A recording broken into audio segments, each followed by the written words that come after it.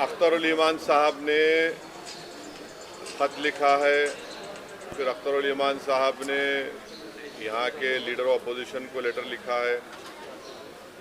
Media के ज़रिए हमने इस बात को कहा है कि एमआईएम पार्टी अलायंस के लिए तैयार है।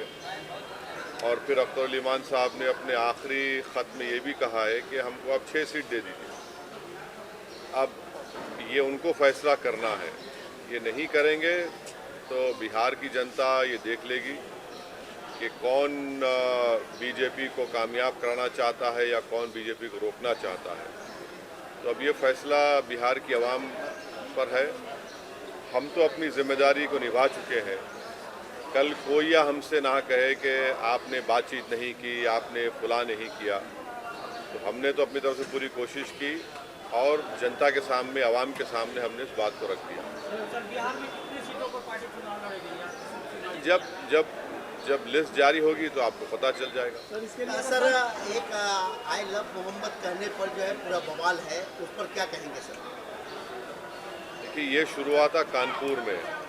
वहाँ के शायद एडीजीपी, एडिशनल डीजीपी ने कहा कि कोई नया पोस्टर नहीं लगा सकते। तो उसके बाद हमने सोशल मीडिया पर कहा कि हम इस बात को मानते हैं कि मोहम्मद सल्लल्लाहु अलैहि वसल्लम से हम मोहब्बत करते हैं।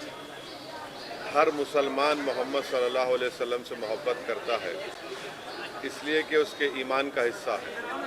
अगर हम मुसलमान हैं और अगर हम अल्लाह को जानते हैं तो वो मोहम्मद सल्लल्लाहु अलैहि वसल्लम ने हमको सिखाया है कि अल्लाह है जो ज़मीन व आसमान का खालिक है, तुम इसकी इबादत करो, किसी और की मत करो। हमको उन्होंने बताया है कि तुम्हारा ईमान उस वक्त तक मुकम्मल नहीं हो सकता जब तक कि तुम मोहम्मद सल्लल्लाहु अलैहि वसल्लम को अपनी दुनिया की हर चीज़ ज़्यादा नहीं चाहोगे। ये तुम्हारे ईमान का हिस्सा है। और आर्टिकल 25 में फ्रीडम ऑफ रिलीजन है, तो संविधान में फंडामेंटल राइट है, इसको आप कैसा छीन सकेंगे किसी से? और ये क्या बात है कि नया पोस्टर कैसा लगाए, जो यूपी में क्या गलत है एकदम।